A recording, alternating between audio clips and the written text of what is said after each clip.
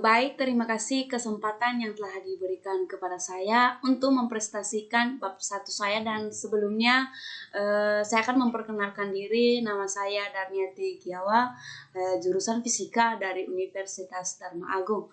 Dan yang menjadi judul saya yaitu pengaruh model cooperative learning tipe Jigsaw terhadap materi pokok vektor kelas 10 SMA swasta Kristen Immanuel Medan tahun ajaran 2022 dan 2023. Dan yang menjadi latar belakangnya adalah fisika merupakan salah satu mata pelajaran yang diajarkan jenjang SMA atau sekolah menengah atas. Dan fisika ini juga merupakan mata pelajaran yang dapat menumbuhkan kemampuan berpikir peserta didik yang berguna untuk memecahkan masalah dalam kehidupan sehari-hari. Dan fisika ini juga merupakan merupakan bagian dari sains yang mempelajari tentang fenomena dan gejala alam dan benda-benda mati secara empiris, logis, dan sistematis dan rasional yang melibatkan proses dan sikap ilmiah.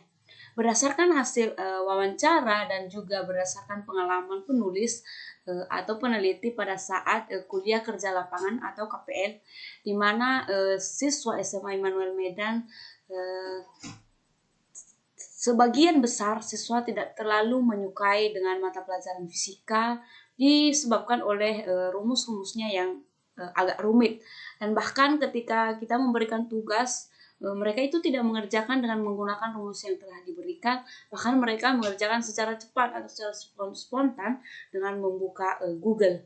Dan berdasarkan judul saya yaitu pengaruh cooperative learning tipe Jigsaw, di mana tipe Jigsaw ini adalah salah satu model pembelajaran yang digunakan secara pengelompokan di mana siswa mempunyai tanggung jawab dalam pembelajaran.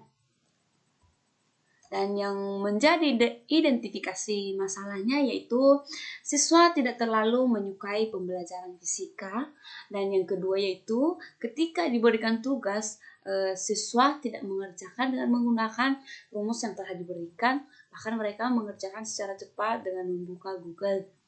Dan yang menjadi batasan masalahnya itu berdasarkan identifikasi masalah tersebut, maka penulis penelitian ini dibatasi pada pembatasan terarah tidak meluas penyimpangan dari tujuan yang diinginkan. Dengan demikian penulis membatasi penelitian pada satu model pembelajaran yang diterapkan adalah cooperative learning tipe Jigsaw, dan yang kedua yaitu hasil belajar siswa pada materi pokok vektor, dan yang ketiga itu subjek peneliti adalah siswa kelas 10 SMA Kristen Immanuel Medan tahun pelajaran 2022 dan 2023.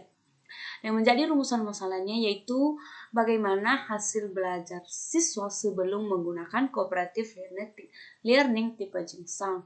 Dan yang ketiga, bagaimanakah hasil belajar siswa setelah menggunakan cooperative learning tipe Jigsaw.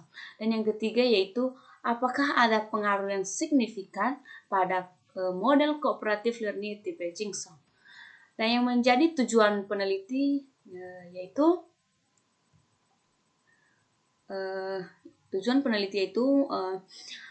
satu, untuk mengetahui seberapa besar hasil belajar siswa sebelum menggunakan cooperative learning tipe Jigsaw pada materi pokok vektor di SMA swasta Immanuel Medan di kelas 10. Dan yang kedua itu untuk mengetahui seberapa besar hasil belajar siswa setelah menggunakan cooperative learning tipe Jigsaw.